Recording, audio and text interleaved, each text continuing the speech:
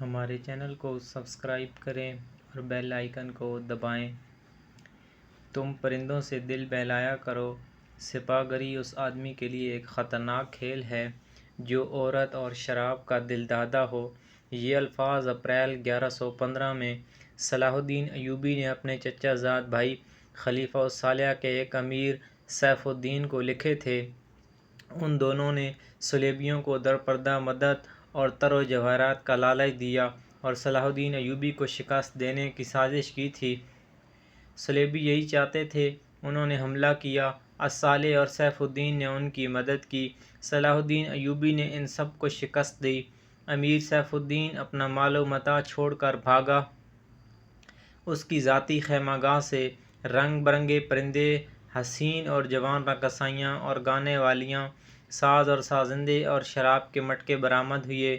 صلاح الدین ایوبی نے پرندوں کو، ناچنے گانے والیوں اور ان کے سازندوں کو رہا کر دیا اور امیر سیف الدین کو اس مضمون کا خط لکھا کہ تم دونوں نے کفار کی پشت پناہی کر کے ان کے ہاتھوں میرا نام و نشان مٹانے کی ناکام کوشش کی، مگر یہ نہ سوچا کہ تمہاری یہ سازش عالم اسلام کا بھی نام و نشان مٹا سکتی ہے۔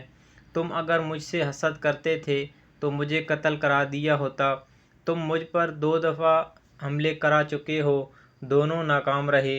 اب ایک اور کوشش کر کے دیکھیں، ہو سکتا ہے کامیاب ہو جاؤ۔ اگر تم مجھے یہ یقین دلا دو کہ میرا سر میرے تن سے جدا ہو جائے گا تو اسلام اور زیادہ سربلند ہوگا، تو رب کعبہ کی قسم میں تمہاری تلوار سے اپنا سر کٹواؤں گا اور تمہارے قدموں میں رکھ دینے کی وصیت کروں گا۔ میں تمہیں صرف یہ بتا دینا چاہتا ہوں کہ کوئی غیر مسلم مسلمان کا دوست نہیں ہو سکتا۔ تاریخ تمہارے سامنے ہے، اپنا ماضی دیکھو۔ شاہ فرنیک اور ریمانڈ جیسے اسلام دشمن صلیبی تمہارے دوست صرف اس لیے بنے کہ تم نے انہیں مسلمانوں کے خلاف میدان میں اترنے کی شے اور مدد دی تھی۔ اگر وہ کامیاب ہو جاتے تو ان کا اگلا شکار تم ہوتے، اور اس کے بعد ان کا یہ خواب بھی پورا ہو جانا ہے کہ اسلام صفحہ ہستی سے مٹ جائے۔ تم جنگی قوم کے فرد ہو، فن سپاہ گری تمہارا قومی پیشہ ہے۔ ہر مسلمان اللہ کا سپاہی ہے، مگر ایمان اور کردار بنیادی شرط ہے۔ تم پرندوں سے ہی دل بہلایا کرو، سپاہ گری اس آدمی کے لیے ایک خطرناک کھیل ہے جو عورت اور شراب کا دل دادہ ہو۔ میں تم سے درخواست کرتا ہوں کہ میرے ساتھ تعاون کرو اور میرے ساتھ جہاد میں شریک ہو جاؤ۔ اگر یہ نہ کر سکو تو میری مخالفت سے باز آ جاؤ، میں تمہیں کوئی سزا نہیں دوں گا۔ اللہ تمہارے گناہ معاف کرے، آمین۔ ایک یورپی مورخ لکھتا ہے، صلاح الدین ایوبی کے ہاتھ جو مال غنیمت لگا اس کا کوئی حساب نہیں تھا۔ جنگی قیدی بھی بے امداد تھے۔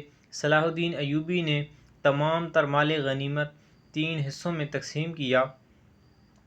ایک حصہ جنگی قیدیوں میں تقسیم کر کے انہیں رہا کر دیا، دوسرا حصہ اپنی سپاہ اور غریبوں میں تقسیم کیا، اور تیسرا حصہ مدرسہ نظام الملک کو دے دیا۔ اس نے اسی مدرسے سے تعلیم حاصل کی تھی، نہ خود کچھ رکھا اور نہ اپنے کسی جرنیل کو کچھ دیا۔ اس کا نتیجہ یہ ہوا کہ جنگی قیدی، جن میں بہت سے مسلمان تھے اور باقی غیر مسلم، رہا ہو کر صلاح الدین ایوبی کے کیمپ میں جمع ہو گئے اور اس کی اطاعت قبول کر کے اپنی خدمات اس کی فوج کے لیے پیش کر دیں۔ ایوبی کی کشادہ ظرفی اور عظمت دور دور تک مشہور ہو گئی۔